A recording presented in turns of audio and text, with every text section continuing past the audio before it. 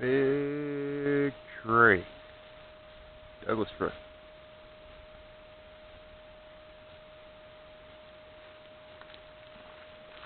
I love these majestic things. They're just awe-inspiring. But why I'm talking to you today is it's been a while since I've been making videos and stuff, and that's just kind of a personal thing. I've been kind of busy, and around here we have a fire going on, forest fire going on about I don't know, about 10 miles east of here. And the past few days, if you can see through there, it's become quite smoky because the wind is blowing towards us. But the reason I'm making the video today is there's a couple things I'd like to kind of talk about. A couple of them majestic trees, beautiful. Is Ron Paul in the Republican National Convention. Didn't I tell you guys this is going to happen last year? And now Mitt Romney has secured the nomination by total rewriting of the rules, taking of delegates that were pledged to Ron Paul, and he's bought the election. But the dangerous thing, and everybody, all the supposed conservatives that rally behind Mitt Romney, I mean, I don't understand how they think that this guy is going to win. I mean, it's already a done deal. I mean, Obama is ruining the economy just fine. Why would we need Mitt Romney to come in and try his plan? Obama's doing just fine. Unlike the Democratic predecessor, Obama is very willing to extend bailouts to his bankster friends and support the military-industrial complex. So I think that anybody that has the delusion that Mitt Romney is one different than Obama, or that he's any more electable,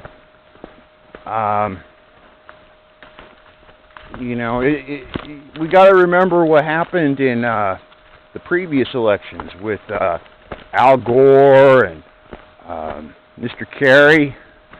You think you think how the circus is already gone, that these guys aren't going to take a fall? I mean, we could all vote for Mitt Romney or Ron Paul or Gary Johnson or anybody other than Obama, and Obama's going to win because, it's not popular vote that decides the president. It's hey, here we go. Here, I'm almost on my my mining workings. And here's some places where people have boomed before, and because this up here is ancient stream bed up here. So, and Elk Creek is a gold-bearing stream. So people in the past have come up here and boomed along here. There's a couple holes up here. I would assume that they probably didn't find much, or the holes would be bigger. Except for that one back there. That one's pretty big. There's another pretty big one up here. But, yeah, we're down on Elk Creek in Happy Camp, California. And,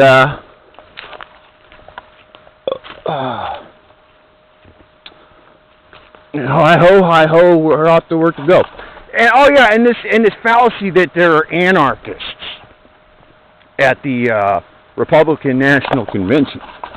This is totally freaking absurd too, man. Because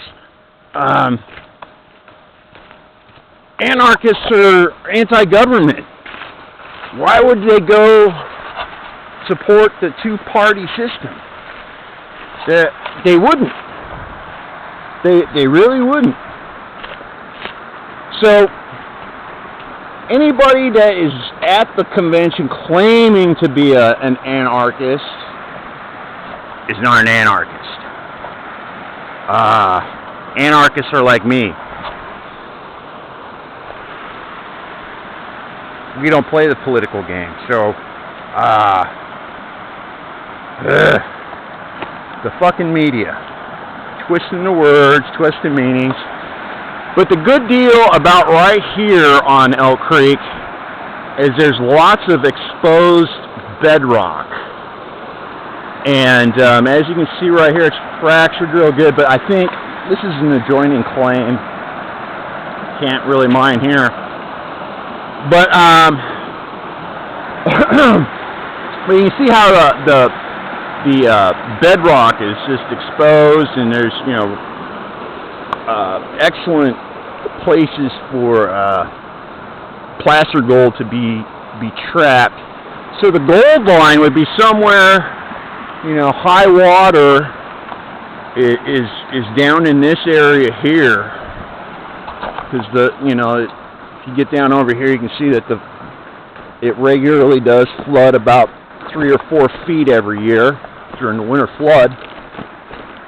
So that's where this bar comes from. So I would figure the gold line is coming off this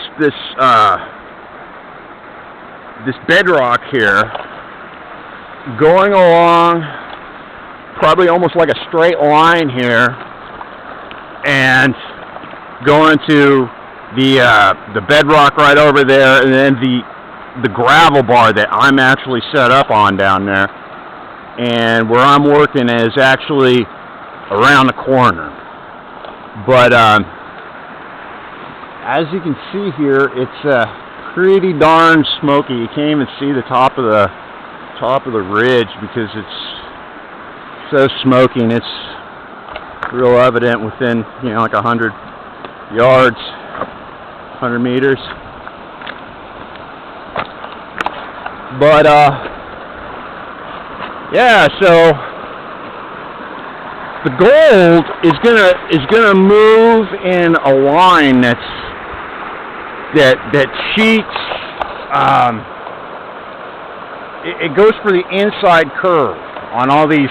When the creek turns like this, over there on that far bank, you're probably not going to find much gold. I'm not saying you're not going to find any gold, but you're probably not, because the gold is going to be taken basically kind of like a straight line and trying to take the shortest path, because it's heaviest, through this corner, and then it usually gets sucked in. It's probably down here. The gold line's probably down here, actually in the waterway. But when the water rises 2-3 feet, that's when this gravel bar is underwater, and there's hydraulic action, so the gold is working its way down onto the bedrock, and that is why I am here today.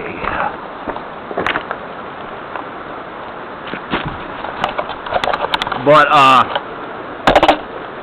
yeah, so I don't know. I told you Ron Paul supporters, last year that if you guys were really serious about getting the guy for voting for him, because voting for him ain't gonna do nothing, man. Like I said, Obama's already got it locked up. He's doing a good job, and Mitt Romney isn't a viable solution. And in fact, his running mate, Mr. Ryan, guarantees he's not going to win. Because this is what's going to happen here soon, right before the election. We haven't heard any news about it recently, but there's still a budget crisis here, folks. You know, do you think that there isn't? No, they've just been diverting our attention with, you know, the presidential circus, the Syria circus, the Iran circus. You know, they got all these other things to distract us. And here pretty soon, because last year Obama did this, or was it 2 years ago, that in August or September, right near the end of the federal fiscal year, he came out and said that he was going to have to suspend Social Security payments. Now, all he's got to do is do that once. Hold up Social Security payments for 1 or 2 days, just a few days. He doesn't have to say, oh, we're not going to make them. But if he holds them up for a few days through some kind of, you know, congressional shenanigans, and it gets somehow blamed on the Republicans, then people will welcome Obama again. Even though we hate him, he's a monster, whatever. This Ryan guy and what he wants to do to entitlement programs, nobody in their right mind is in the silent majority is going to vote for that. You know? And like I said, it really doesn't matter anyway, because we're screwed anyway. It don't freaking matter. I mean, it's just ludicrous, man, that we're going to, you know, vote our way out of this shit. You know? Whether does it matter if Obama gets another 4 years? I think we're still going to be suffering. I believe that, you know, there is no political solution. There are economic solutions, and the sooner that the government quits dominating our economy, then the small businessman will once again be able to be the creator of the jobs and the prosperity that has made this country great. I mean, figuring out some new scam to keep Medicare or Social Security viable. I mean, what good is that? I'll never see it.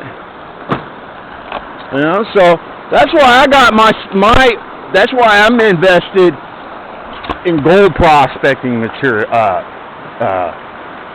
Equipment right now.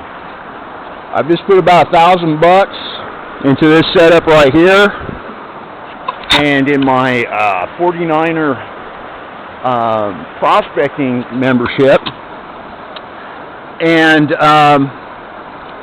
I feel that this is where the future is, because, you know, I can come out here and do this if there's a lockdown.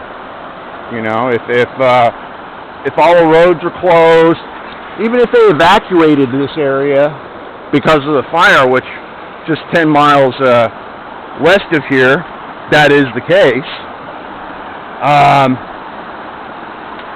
You know, you can slip into the forest here and eke out. I think you can eke out an existence, a lot better one than trying to fit into the New World Order. But anyway, so here's my setup. Here's what I was working yesterday, and it's just kind of settled out a little bit, and I'll have to pan it down. I'd already gotten out almost the stones and everything, but all I'm basically doing is washing gravel right now, because I'm on the top layer of this gravel bar right around the corner here. Take you around here and show you it. And the theory is that this is the gold line, because over there it's pretty clean. Obviously, gravels and everything are gathering in this area, so I would think that the gold line, you know, is somewhere in here. But anyway, you get around this corner here, and a piece of this rock has fallen off and created this crevice here. So what I'm thinking is that the gold is either coming in, it's getting lodged in here, it's probably down in here as well, but that at high water, the high water that deposited this gravel here, underneath this on the bedrock, there's going to be some nice gold deposits. So, me washing this top stuff here, I'm finding a little bit of small pieces. I'll show you what I've already got. But and right now, and I still haven't gotten to the bottom of this. I'm down about 3 or 4 feet, and I'm below the stream level down here. So that's why this hole is full of water, because of course this is just gravel and it just seeps right, the water just seeps right through. So we have to clean up what we did yesterday, see what we got, which I'm not expecting much, because most of this is, like I said, most of this is all gravel. I am getting a little bit from the cracks and everything I'm exposing, but it really hasn't been much. It hasn't been much at all. But I am getting experience on setting the equipment up. I have moved several yards of material, and I'm getting better at building a diversion thing here so I can mitigate the water before it goes back into the waterway, so I'm not creating a big mud plume here, which would earn me a fine ticket for polluting the waterway. But so yeah, and that's why I bought the crap, I left it on the other side. That plastic to lay down here on the bottom, so the water has time to actually settle out a little bit more before it dumps it into the river, because even though it's going through all this gravel, you'd be surprised, it's still, when it enters into the waterway, it's still a little muddy.